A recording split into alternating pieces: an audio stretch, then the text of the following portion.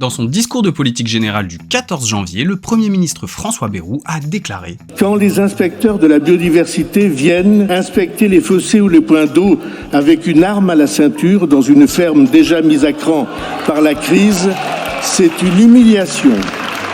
Et c'est donc une faute. » Cette phrase a évidemment provoqué la fureur des agents concernés. Mais si on connaît pas trop le sujet, on peut ne pas comprendre à quel point cette phrase est très problématique. Tout d'abord, il faut savoir que les agents dont parle M. Bayrou, ce ne sont pas de simples inspecteurs administratifs. Ce sont les policiers de l'environnement. Et expliquer qu'un policier, sous prétexte qu'il porte une arme de service à la ceinture, commet une humiliation et une faute lorsqu'il contrôle des personnes qui sont en difficulté économique, eh bien ça semble absolument aberrant. Est-ce qu'on imagine un seul instant un représentant politique dire ça à propos de la police nationale? C'est un deux poids deux mesures qui semble absolument injustifiable, d'autant plus que les policiers de l'environnement sont ceux qui contrôlent le plus de gens armés en France, comme les chasseurs. En outre, il faut comprendre que l'OFB est une structure qui est très régulièrement attaquée en cas de conflit politique, agricole ou lié à la pêche. Et quand je dis attaquer, c'est attaquer, au sens propre du terme. Et les politiques, pourtant d'habitude si promptes à condamner toute attaque envers l'autorité de l'État,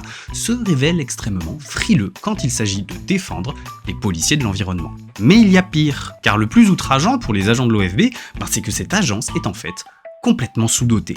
Dans un ouvrage paru l'année dernière, Police environnementale sous contrainte, les chercheurs Léo Magnin, Rémi Rouméa et Robin Bazier expliquent que l'image d'une agence de contrôle impitoyable qui harcèle les agriculteurs pour un bout de haie arraché ou pour un petit comblement de ruisseau est complètement fantasmée. À titre d'exemple, en moyenne, une exploitation française n'est contrôlée qu'une fois tous les 120 ans.